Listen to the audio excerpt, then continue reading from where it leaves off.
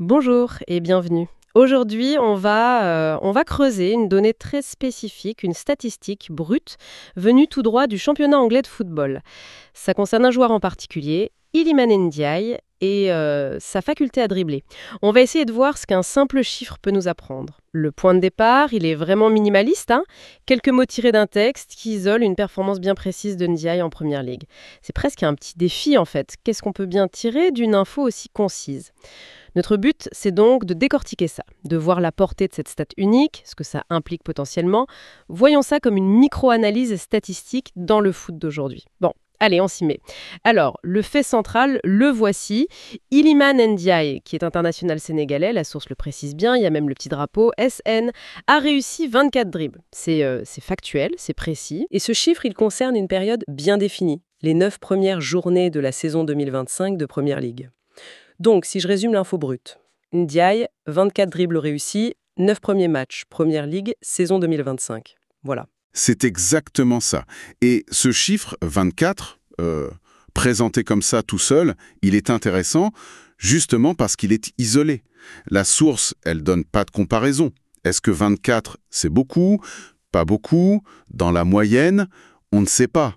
Et ça peut sembler un peu frustrant, ce manque de repères, mais en fait, ça nous oblige à regarder le chiffre pour ce qu'il est. C'est une mesure brute, quantitative, d'une action, le dribble réussi, sur une période donnée. Une sorte de photo, quoi, un instantané. Mais bon, 24 dribbles en 9 matchs, déjà, rien que le volume, ça interpelle un peu, non? Ah oui, oui, ce volume de 24, ça saute aux yeux quand même. Et justement, parlons-en du dribble. Pour ceux qui connaissent un peu le foot, bon, le dribble, c'est clair, c'est éliminer l'adversaire direct.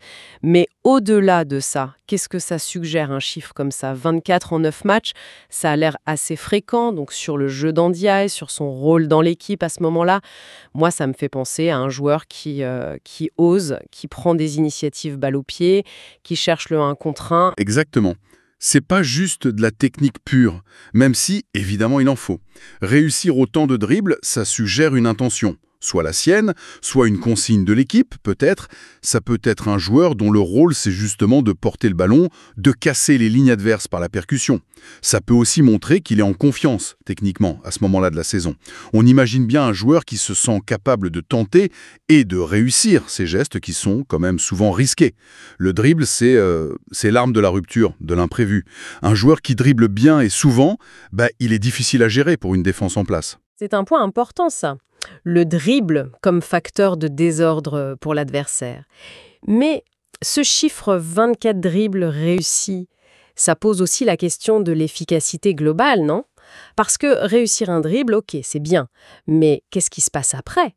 Est-ce que ça débouche sur une passe décisive, un tir, une faute obtenue près de la surface? Ou est-ce que c'est parfois un dribble qui sert pas à grand-chose, réussi dans une zone sans danger? La stat brute, elle nous dit pas ça. Tout à fait. C'est la limite de ce genre de statistiques isolées. 24 dribbles réussis, c'est du quantitatif pur. Ça ne dit rien du taux de réussite, par exemple. Combien il en a tenté pour en réussir 24? On ne sait pas. Ni où sur le terrain il les réussit. Dribbler près de sa propre surface ou aux abords de la surface adverse, c'est pas du tout le même impact. Ni même la conséquence directe. Est-ce que ça crée de vraies occasions? Sans tout ça, le 24 reste un indice, un signal, mais pas une évaluation complète. Faut rester prudent. D'accord. Restons sur le chiffre lui-même pour l'instant. Calculons la moyenne. 24 dribbles réussis en 9 matchs. Ça nous fait quoi? Environ 2,67 dribbles réussis par match, presque 3 par rencontre sur cette période. Comment on interprète ce rythme? Est-ce que ça suggère une régularité, un joueur qui apporte ça à chaque match, ou est-ce que ça pourrait cacher des pics, genre des matchs à 5 ou 6 dribbles, et puis d'autres à 0? C'est toute la question avec une moyenne sur une période aussi courte. 9 matchs, c'est le début de saison, quoi. Un rythme moyen de 2,67 dribbles réussis par match, c'est déjà notable. Surtout en Première Ligue.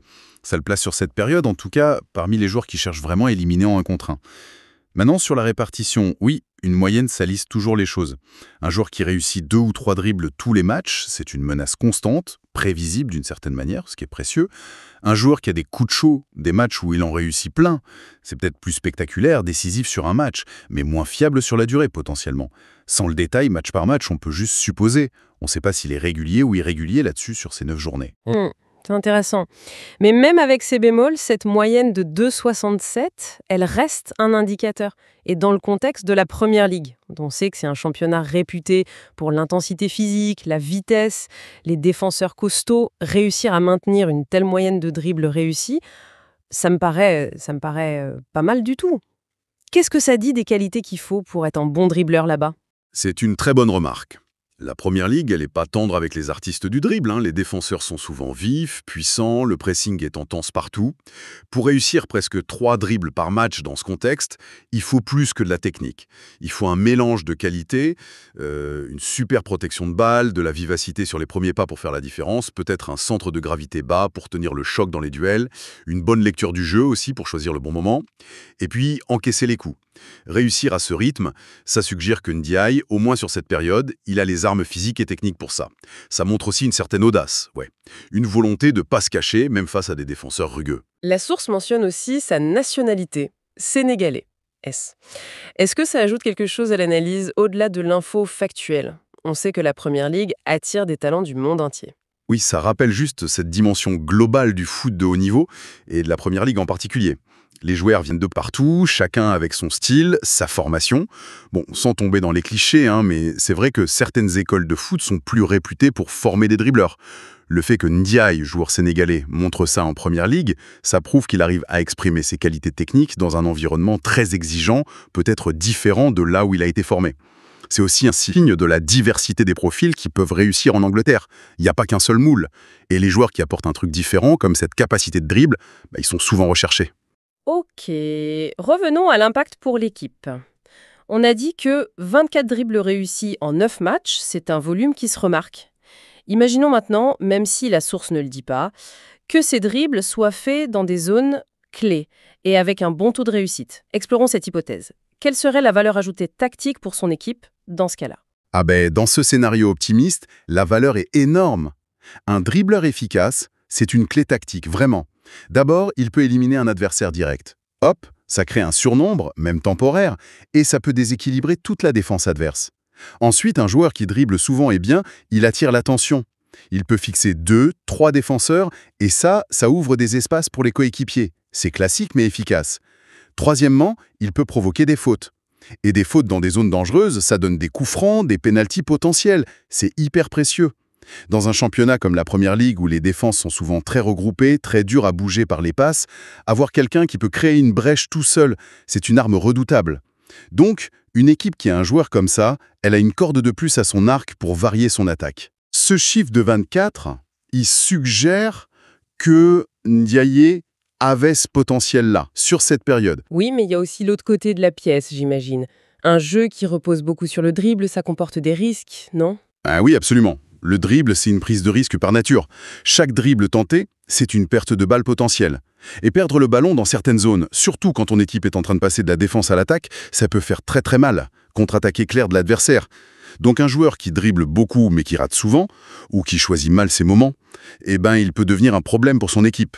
Et puis, si l'équipe devient trop dépendante des exploits individuels d'un seul joueur, ça peut nuire au jeu collectif, à la fluidité. C'est toujours une question d'équilibre en fait. Le chiffre de 24 dribbles réussis, c'est bien, mais ça raconte qu'une partie de l'histoire. L'autre partie, c'est les dribbles ratés, les ballons perdus et l'impact général sur l'équipe. Faut pas l'oublier. C'est une nuance essentielle, effectivement. Alors, si on essaye de résumer un peu tout ce qu'on a dit, en partant de cette seule stat, Iliman Ndiaye, Sénégalais, 24 dribbles réussis, 9 premières journées, saison 2025 de Première Ligue. Moyenne environ 2,67 par match. Au final, qu'est-ce que ça nous dit vraiment ? Ça nous dit que sur cette période précise, début 2025, Ndiaye a été particulièrement actif et, on peut le supposer, assez efficace dans l'art d'éliminer son adversaire direct. Ce volume, ça suggère un joueur en confiance, avec des qualités techniques certaines, et peut-être un rôle tactique qui l'encourage à provoquer, à tenter des choses. C'est un bon indicateur de son style de jeu, percutant, cherchant la rupture. Et faire ça en Première Ligue, c'est pas anodin. Mais comme on l'a dit, faut rester prudent. On ne sait rien du taux de réussite finale, d'où il dribble, de l'impact réel sur le score ou le jeu, ni si c'était régulier. C'est une pièce du puzzle, quoi. Une pièce intéressante qui attire l'œil et qui donne envie d'en savoir plus sur lui et sa saison. Son rôle, les défis du championnat, on a quand même réussi à tirer pas mal de choses d'une information de départ très très limitée. Tout à fait. Pour ceux qui suivent la Première Ligue, ou même ceux qui s'intéressent un peu à l'analyse de performance, au-delà des buts et des passes décisives, ce genre de métriques, comme les dribbles réussis, c'est précieux. Ça donne un aperçu du style, de l'audace, de la contribution d'un joueur comme Ndiaye pour créer du déséquilibre. Ça montre bien comment les stats, même isolées, peuvent enrichir notre compréhension du jeu. À condition, bien sûr, de ne pas leur faire dire n'importe quoi. Et ça m'amène à une dernière réflexion peut-être.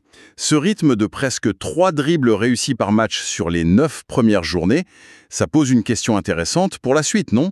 Est-ce que c'est un rythme que Ndiaye peut tenir sur toute une saison de Première Ligue? Avec la fatigue, l'usure, les adversaires qui vont peut-être s'adapter, essayer de le bloquer plus. Et s'il y arrive, quel sera l'impact final de cette capacité à éliminer sur les résultats de son équipe et sur sa propre réputation dans le championnat? Voir si ce 2,67 dribbles par match, c'était juste un coup de chaud de début de saison ou une vraie tendance de fond. Ça pourrait être une clé de lecture pour suivre sa progression. C'est ça qui est fascinant et en même temps la limite d'une photo statistique comme celle-ci. Ça ouvre des